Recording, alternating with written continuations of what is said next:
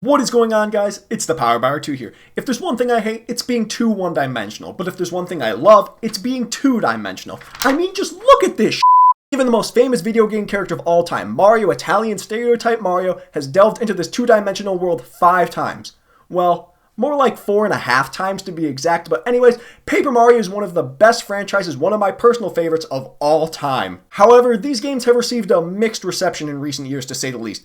Everybody loves the first 2 games. Super Paper Mario changed up the formula, but everybody still liked it. But then Sticker Star came out. What the hell is this? This was one of the worst Mario games I have ever played, and I actually returned my copy because I hated it so much. Sticker Star received so much backlash, but Nintendo tried to redeem themselves by creating one new Paper Mario game. That game is Paper Mario Color Splash, and it actually was released on my birthday in 2016. Ooh, a new Paper Mario trailer. I wonder how they fixed the game. Wait. Oh god. What the fuck? To say the least, when I first saw the trailer, I wasn't sure if this was the birthday gift I wanted. Paper Mario Color Splash was revealed to be a sequel to Sticker Star, as the game mechanics are in the same realm as it. And I'm not gonna lie, I was very skeptical about this game when it first came out, and I wasn't sure how I was gonna like it. I just begged that they could go back to the roots of the first 2 games to try and save the franchise. So the game starts off with Mario receiving a mysterious letter telling him to go to an island in search of a treasure. Well, if they wanted to save the franchise, it was a good idea to steal the plot directly from the best game in the series. So we arrive at Port Prisma and notice that there is color missing all over the plaza. Here we meet our companion for the game, who after Kersey from Sticker Star, I was afraid would piss me off. Okay, this guy is actually pretty funny. Like all of the other Paper Mario games, the writing for this game is just great. We introduce ourselves and Peach calls us her friend? Hello, darkness, my old friend. We walk to the next area and whoa, what did I just walk in on? Toad gets his color sucked away from him, but before he dies, he gives us his deck of cards, because that's how you fight in this game. So the battle mechanics in this game is kind of similar to Sticker Star, but not quite. You have a deck of cards that you can use that each have their own attacks, but the catch is that you need to color them with paint to make them more powerful. This is all done on the gamepad, which I guess makes sense because it's a deck of cards and it's sort of like you holding them in your hands. But you have to swipe up in order to use them after you color them. Why? Honestly, I don't hate this battle style. Obviously, I would prefer the style of the first 2 games where you have partners who can attack, and you have to power up your attacks with new hammers or boots or stuff like that. But Color Splash sort of gives that same feeling as you get more powerful cards the further you get through the game. Again, before anybody starts hating on me, I'm not saying this mechanic is better than the first 2 games, but it's definitely not as bad as people make it out to be. So the plot of this game is that the big paint stars have been stolen from Port Prisma and we need to get them back. We are able to fill in colorless spaces with our hammers using our paint reserves, and you need to do this in order to get 100%. The map of the game is reminiscent of a 2D Mario overworld like Super Mario World or Super Mario Bros. 3 or something like that. Although I would have preferred if it was similar to the first game or Thousand Year Door, where the world really feels connected. Every level has mini paint stars that you need to collect, and the levels feel similar to Super Paper Mario, where the levels are fairly linear, but they do have extra little challenges to do in them. There is a lot of going back and forth between levels in order to progress in the game. For example, when you reach the first dungeon in the game, there are 3 toad indents that need to be filled in order to open the tower. First, Peach uses them as a shield in Smash Bros, and now we're using them as keys. Toads really get taken advantage of. So now we need to go out and find the 3 toads. One has amnesia, one is a surfer dude, and one is naked. That's the best way to describe it. You bring them back to the tower where they enter the keyholes, and they actually spell out key with their keys on the top of their heads, which is kind of cool. We hit them and oh god, they're gone forever. Just kidding. So now we can enter the Crimson Tower. Oh, and oh my god, the scariest thing ever. A giant paint can. After we defeat all the Shy Guys, the airship self-destructs. Oh, scrap. That's perfect. I couldn't have made a better joke myself. Now that we've restored the tower's color, it's time to make our way to the top and battle the boss. I wonder what the boss is. Every Paper Mario game starts things off strong. We had the Koopa Bros, then Hooktail, and then Fractail in the first 3 games. I can't wait to see what Color Splash has. Oh, it's Morton? They also made Morton act like a complete dumbass. Mario find Pain Star. It's actually Paint Star, but bring me Pedal Stool. Oh, you mean pedestal. Morton reminds me of that episode of The Office where Kevin starts cutting out words from his sentences to save time. Why waste time? Say lot word when few word do trick. Every boss in this game needs to be defeated with a specific thing card. Yes, that's what they're actually called. Usually you will get them on the normal path, but there are a few that you need to go out of your way to get. And you really can't defeat the boss without it. In Morton's case, it's a fire extinguisher. Holy sh**, that's a big fire extinguisher. This leaves him on low health and you can take him out super easily. Morton, more like Leston. Again, this writing is just superb. The red paint stars are turned to Port Prisma and wait, what is going on here? What the hell happened to you, Bowser? Bowser has the power of black paint in his hide and oh, guess what? He kidnapped Peach.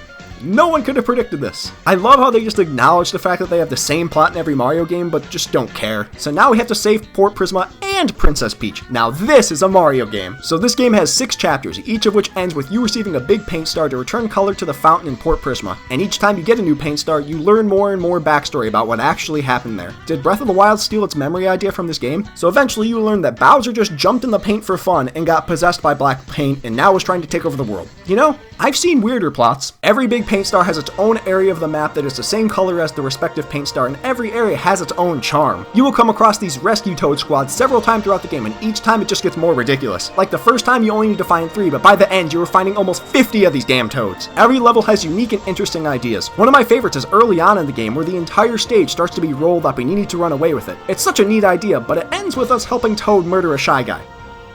I thought this game was rated E. There's even a giant coin that blocks your path in one stage, and you can't pass it until you color it with the big paint star. Oh boy, I wonder how much this coin is worth. 1 coin? Are you kidding me? There's even some new cool enemies like... Oh god, what the? If you couldn't guess, the boss of each chapter is a different Koopaling, each with a different challenge. Why is Iggy a f***ing gladiator? Like I said earlier, you need to have specific thing cards for each of them. Some you even need 2. You will most likely get these just by playing the game normally, but there is one battle that annoyed the hell out of me because I didn't have the right cards. It's also a weird ass fight because you are literally fighting a piece of meat. You were supposed to battle this steak to cook it for a quote unquote special VIP guest. What you need is a grill, a lemon, and salt and pepper. You get the grill at the very end of the previous chapter, so that's easy to get. You get the lemon in a stage from the very first chapter of the game, and that's not even the dumb one to get. On Fortune Island in the 4th chapter, you enter a room full of smoke and you can only see 2 dark shadows in the smoke. When I first played the game, I honest to god thought they were a king and queen chess pieces. I still think they look like that in the smoke, but nope, those are the salt and pepper shakers that you need for the steak. Yes, you can get a hint in Port Prisma, but it's so dumb that it's in an area that you're probably going to forget to go back and check, because the smoke was created by the grill that you got in the first place, but you were basically at the end of the chapter at that point and you were focusing on battling the boss, and you completely forgot to go back and check the room. At least that's what happened to me. Also, there are these things known as Rochambeau temples across the map. As you could probably guess, these are just rock, paper, scissors tournaments that you can compete in. I kind of think it's an interesting idea, but there's really no incentive to even do them. You don't get anything rewarding for it, so they're just pointless. Also, I know I mentioned this earlier, but this game has some bomb-ass levels, and I don't think it gets as much credit as it deserves. There's a haunted mansion where you need to solve all the mysteries of the 6 Toad Ghosts. I really enjoyed this level, especially because it's Yoshi, oh my god! Why don't you love me? We also have a level where you have to direct a fire dragon thing around a volcano by using a hamburger. The ideas this game comes up with are just unmatched. And of course, there's an entire level based off Super Mario Bros. 3. And you know what the best part is? This level takes a page out of Super Paper Mario's book. That joke actually wasn't intentional, I just realized it. And lets you go into 3D. This is amazing. There are so many secrets in this level, and it can actually take a while to find the right path to the flagpole and the mini paint star. So once you receive all of the big paint stars, a rainbow appears to Bowser's castle in the sky. Oh look, another reference to an old Paper Mario game. They really did try to bring the franchise back. Well, how do we get up there? Whoa, where the f did you come from, Luigi? Some green paint fell out of the sky and repainted my cart? I have seen some weird plot devices, but this is one of the most random. So now we can hop onto Luigi's cart and race up the rainbow to Bowser's castle. A great reference to the most iconic Mario Kart track. This game does its references right. Wait, that mean stare? Do you mean...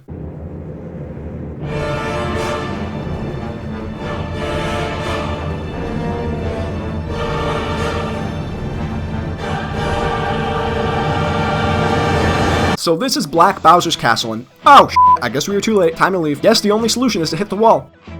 How did I not see that one coming? Oh look, it's Roy. I guess he wasn't good enough to have his own chapter, so they had to stick him in the final area. His battle is sort of weird because he will shoot you with different colored paints that each affect you in a different way. Like red makes you move faster, green makes you move slower, and purple makes you take damage for every attack you do. It can get really annoying, but he's not that difficult. After you defeat Roy, Black Bowser's castle is actually pretty cool. The aesthetic is very ominous and some puzzles are really fun, like having to pretend to be a Shy Guy but holding Huey above your head like the others. Plus, you get to blow up the castle from the inside, which feels so goddamn good! But as is pretty much Paper Mario tradition, you have to run away from the black paint as it rises behind you, but once you escape, it is now time for the final battle against Black Bowser. Sorry, African-American Bowser. Now this battle can be pretty annoying. You need to slowly chip away at him, which drains his black paint, but he can just regain his black paint over time and undo everything you just did. It may take a while, but eventually you will get Bowser to the point where he is no longer possessed and it seems like you are going to win. Oh, now this is the real final boss. I mean, it's still Black Bowser, but he's bigger now. His attacks are more powerful now, and he will immediately just regain any paint that you remove with your attacks. The only way to win is to absorb the black paint with Huey by perfectly timing your blocks on his attacks. This game actually tests you to make sure you are good at the game, which I love. Once you defeat Bowser, the castle starts to crumble and you need to escape with Peach. What is this, Ocarina of Time? You reach the outside and now we can leave with Luigi, but... Huey, what are you doing? You need to stay behind to destroy the black paint. Why do all the best companions need to leave us? First Navi, then Fee. Actually, those aren't the best examples, but you get my point. So Huey squeezes all of the black paint out of Bowser's castle and explodes to make it nighttime. Again, weird, but I'll accept it. But now we can all celebrate with a classic Paper Mario parade. In my opinion, Paper Mario Color Splash is hella underrated. I think that because it's a sequel to Sticker Star, everyone sort of groups the two together as the quote-unquote bad Paper Mario games. Now, I am not here to defend Sticker Star. I didn't like that game either, but Color Splash does not deserve the hate. It has all the charm of the earlier Paper Mario games with many great aspects of its own. Many people probably don't like the backtracking that Color Splash has, but what do you expect from a Paper Mario game? Every one of them has backtracking in some capacity. This one just seems to have a little bit more. And personally, I like the backtracking. I don't like games where you just visit an area once for one objective and then you never see it again. Every level has multiple objectives and multiple purposes to progress in the game, and it makes it much more enjoyable to explore the world. This is what an RPG is supposed to be like, and although you may not realize it, Color Splash does it right. Although we don't have the large collection of companions like in the earlier Paper Mario games, Huey's a fantastic partner. He really doesn't do much to help if we were being honest, but he is such a good character. He's just downright funny and brightens up the mood in many instances. What, in the lost levels? How can you not love this guy? The puzzles in this game are great. Each area is unique and has charm, plus the game is actually somewhat challenging. I hate so many of newer games where they make them too easy. That's one of my bigger issues with the recent Pokemon games, where they're just too easy. But Color Splash has some battles that can actually give you a run for your money. Sure, some of them are only difficult if you don't have the right thing card, but that's not important. Color Splash is a wonderful game. People rag on this game way too much. Sure, it's different than the original in Thousand Year Door, but that's a good thing. Why would you want to play the exact same game over and over again? It's nice to have a change of pace, especially with a franchise like Paper Mario that's just so good. You don't want the games to get too stagnant or one-dimensional. Wait, I already used that joke to start the video. You need a breath of fresh air every now and again, and this game has got it. And hey, now that we've saved Peach, maybe we can finally get that kiss from her. Oh, that's right.